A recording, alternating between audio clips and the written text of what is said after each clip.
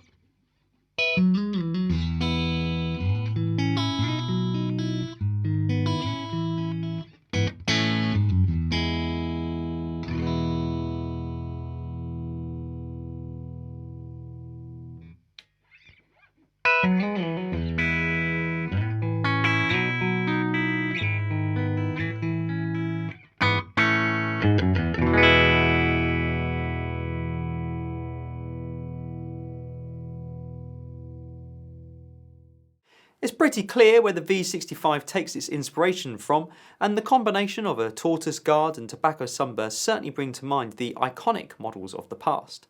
The distressed finish won't be to everyone's taste, and I wonder how it will age further, but the satin finish does have a nice tactile feel to it, particularly on the back of the neck. The guitar seems pretty well put together with no sharp ends or flat spots on the frets, although I would say that the neck angle feels very shallow. But then this can be a problem with the iconic offset models of the past as well, so at least it's accurate. Something that's not so accurate is the body contouring. The V65 feels a little chunky in places compared to other offsets, and to me it doesn't quite have that sleek hug in the body quality that this body shape often offers.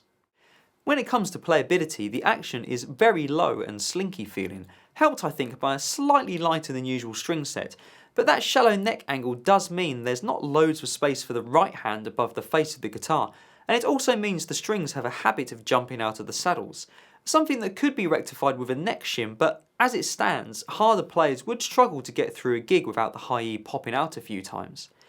The neck profile has a familiar feel, but the edges of the fingerboard could be rounded off a little more for a more played in feel.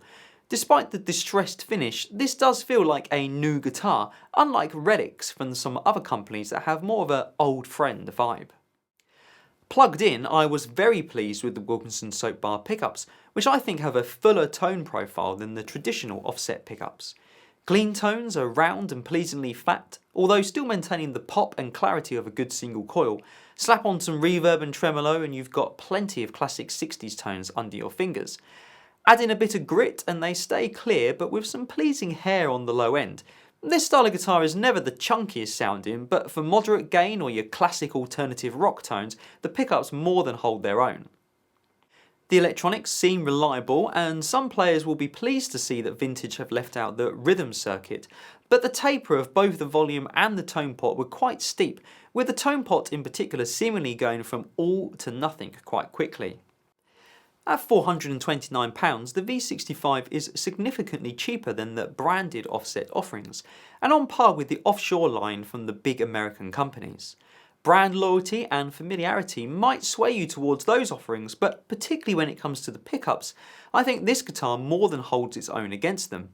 The distressed finish is probably a little bit Marmite, but overall I'd say the V65 from Vintage Guitars is worthy of its icon status, and certainly will leave you with more pocket change than some other options out there. I hope you've enjoyed this video from Electric Guitar Review. Please subscribe and hit the bell icon to be kept up to date when we post new videos, and Jason and I look forward to seeing you next time.